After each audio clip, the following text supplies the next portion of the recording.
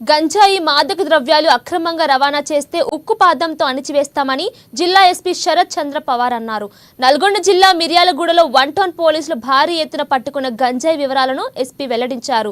మిర్యాలగూడలో 1 టౌన్ పోలీసులు తనిఖీలు చేస్తుండగా అనుమానాస్పదంగా కనిపించిన 2 కార్లను అదుపులోకి తీసుకుని కారులో అక్రమంగా తరలిసిన 35 లక్షల విలువ చేసే సుమారు 140 కేజీల గంజాయి స్వాధీనం చేసుకున్నారు. నలుగురిలో ఓ నిందితుడు పట్టుబడగా మరో 3 పరారీలో ఉన్నారు. పరారీలో ఉన్న నిందితుల కోసం ప్రత్యేక టీఎంలను ఏర్పాట్లు చేశామన్నారు.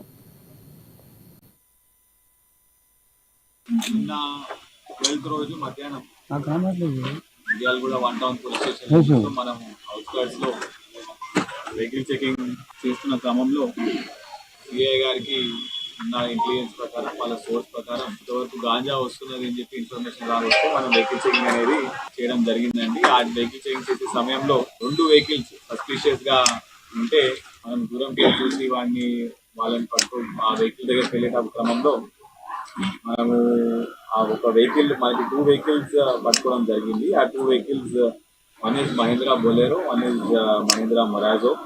ఇందులో మొత్తం మనకి 140 కేజీస్ గాంజా, మొత్తం 35 lakhs గాంజా ప్లస్ 2 వెహికల్స్ మనం పట్టుకోవడం జరిగింది. ఈ 2 వెహికల్స్ కూడా ఒక వెహికల్ హైదరాబాద్ నుంచి, ఒక వెహికల్ సూర్యాపేట నుంచి.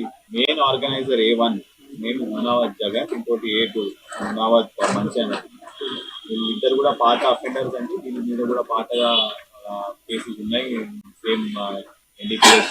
వీళ్ళు హైదరాబాద్ నుంచి సూర్యాపేట నుంచి వెహికల్ తెప్పించుకొని దేవరకొండలో వీళ్ళకి తెలిసిన ఇంకొక పర్సన్ దగ్గర నుంచి అక్కడ ఈ 140 కేజీస్ వరకు గాంజా లోడ్ చేసుకొని మిర్యాలగూడ నుంచి